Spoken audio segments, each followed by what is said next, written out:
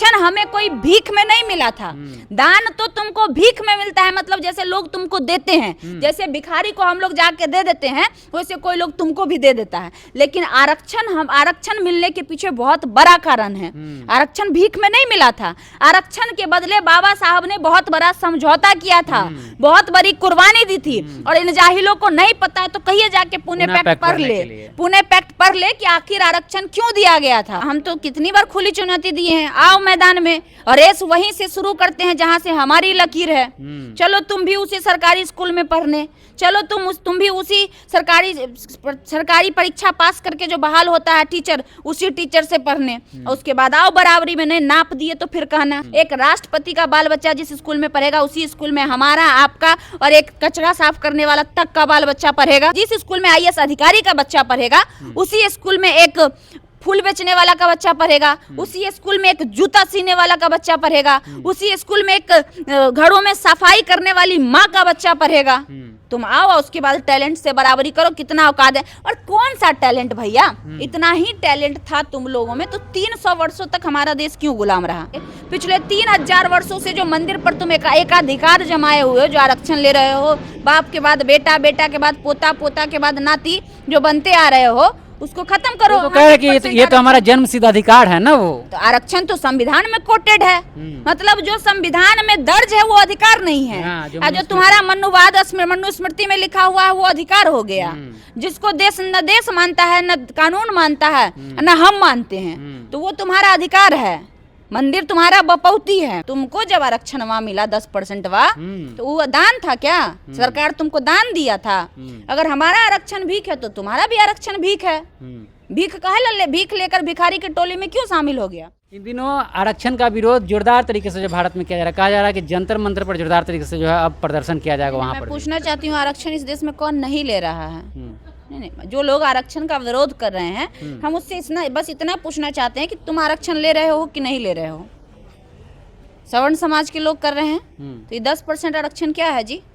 क्या है ईडब्ल्यूएस क्या है?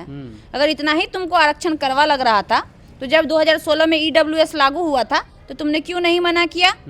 तुम कह देते कि नहीं हम आरक्षण नहीं लेंगे, आरक्षण भीख है। तुम लिए तो दान और हम लिए तो भीख हो गया। मतलब तुमको जब आरक्षण वहाँ मिला 10% तो वो दान था क्या? सरकार तुमको दान दिया था। अगर हमारा आरक्षण भीख है तो तुम्हारा भी आरक्षण भीख है। भीख काहे भीख लेकर भिखारी की टोली में क्यों शामिल हो गया? ये लोग कहता है कि आरक्षण लेकर गधा को घोड़ा के रेस में लाया जाता है, को घोड़ा बनाया जा रहा है, घोड़ा के रेस में घोड़ा के रेस में जो है लाया जाता है आरक्षण के वजह से। तो तुम तो खुद घोड़ा थे, गधा के रेस में आ गए हमारे साथ। तुम काहेला घोड़ा बन गए जाहिल? तुम नहीं बनता घोड़ा। चलो मान लिया कि गधा था, उसको घोड़ा के रेस में लाया था। तो कहते हैं कि हम मेरिटधारी हैं। तो मेरिटधारी है तो तुम गधा काहे बन गया भाई? तुम्हारा ही कहना, ये हम नहीं कह रहे हैं।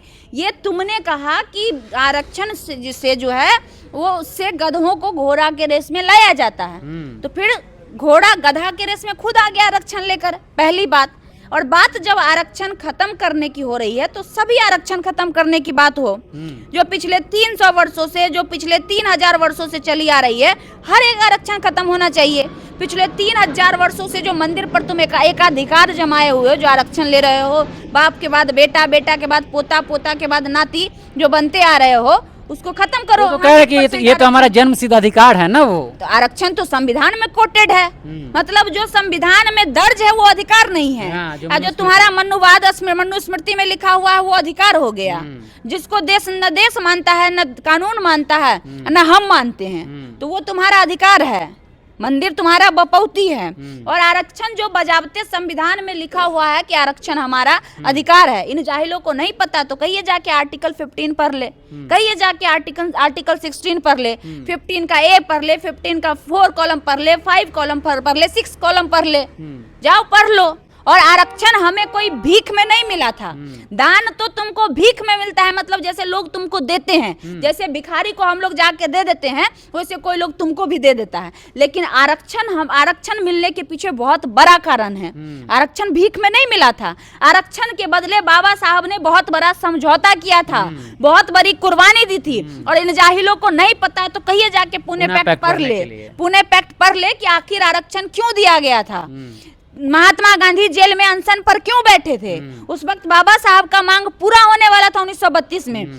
बाबा साहब ने कहा कि जब आप हमें अपने समाज में स्वीकार नहीं कर रहे हैं तो हमें हमारा अलग समाज बनाने का अधिकार दे दीजिए, डबल वोट का राइट, आप डबल वोट का राइट्स दे दीजिए, आप हमारा क्षेत्र घोषित कर दीजिए, हमारे क्षेत्र में हमारे समाज के लोग प्रतिनिधि बनेंगे और उसके वोटर भी हमारे समाज के लोग होंगे, और एक हमारा प्रतिनिधि होगा और एक आपका प्रतिनिधि होगा। हमारा प्रतिनिधि हमारे लिए आवाज उठाएगा जैसे आपका प्रतिनिधि आपके लिए आवाज उठाता है। और वो बिल पास होने वाला भी था, तब गांधी जी बैठ गए थे अनशन पर जेल में, और उन्होंने कहा था कि इससे समाज बट जाएगा।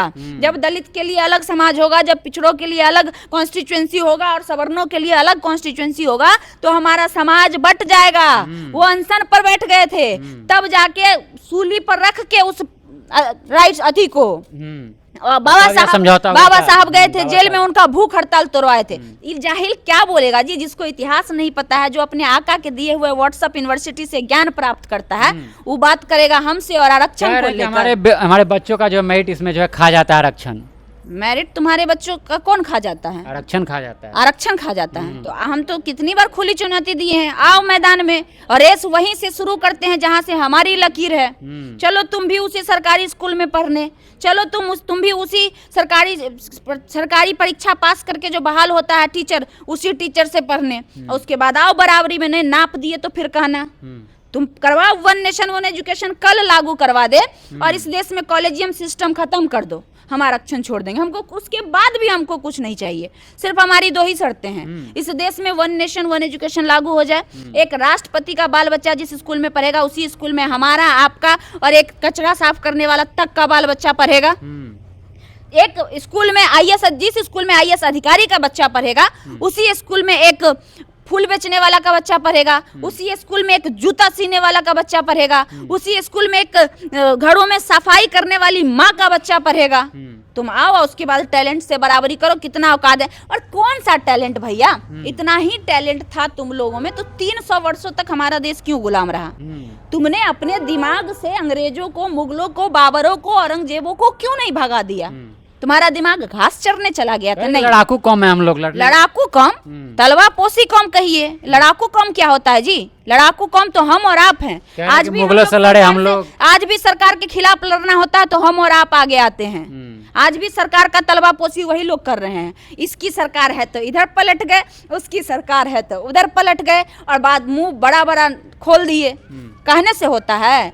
इतिहास गवाह है भाई। इतिहास का पन्ना उलटने लगेंगे तो फिर दो चार गो हमको गाली देने लगेगा, कहेगा अरे बाप रे खुशबू रॉय तो ब्राह्मण को गाली देती है। अरे गधों, खुशबू रॉय ब्राह्मण को गाली नहीं देती है, खुशबू रॉय ब्राह्मणवाद को गाली देती है। खुशबू रॉय तुम्हारे उस मनुस्मृति को गाली देती है जिस मनुस्मृति में ये कहा गया है कि महिलाएं जो है एक वस्तु के समान है, भोग विलास की वस्तु है। तुम्हारे उस मनुस्मृति को खुशबू रॉय गाली देती है, कल भी देती थी, आज भी देती है, और आने वाले समय में भी देगी। तुमको जो करना है कर लो।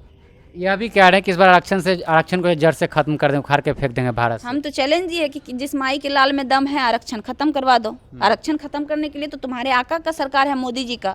कहो, उनसे अपील करो, मोदी जी से कहो, मोटा भाई अमित शाह से कहो कि आरक्षण खत्म कर दे। हम तो बोल रहे हैं, मोहन भागवत बोल रहे हैं कि आरक्षण जो है कभी खत्म नहीं होगा जब तक जो है समाज में भेदभाव। हम कह रहे हैं ना, दिखाओ भाई, हटा दो गद्दी। आका तो यही बोल रहे हैं, हटा दो भैया, तुम मोदी जी को गद्दी से हटा दो, हमारा काम तुम ही कर दोगे। तुम हटा दो, अगर आरक्षण नहीं हटाते हैं ना तो फिर तुमको चैलेंज कर रहे हैं, हटा दिखाओ मोदी और अमित शाह को इस देश से, हटा दो। हम तो कह रहे हैं हिंदू राष्ट्र, ये लोग कह रहा था कि भाजपा हिंदू को बढ़ावा दे रहा है। आज 11 साल बीत गया, आज तक भारत हिंदू राष्ट्र बना नहीं। इस देश में हिंदू प्रधानमंत्री, हिंदू राष्ट्रपति, हिंदू गृह मंत्री, तमाम बड़े बड़े नेता हिंदू इस देश में। अभी इस देश के 23 से 24 राज्यों में भाजपा की सरकार, आज तक हिंदू राष्ट्र क्यों नहीं घोषित किया? मैं पूछती हूँ। ये जो तमाम जो गधे हैं इस धरती पर पड़े हुए, उन गधों से मैं पूछना चाहती हूँ, गधे श्री, आज तक इस देश को हिंदू राष्ट्र मोदी जी ने क्यों नहीं घोषित किया?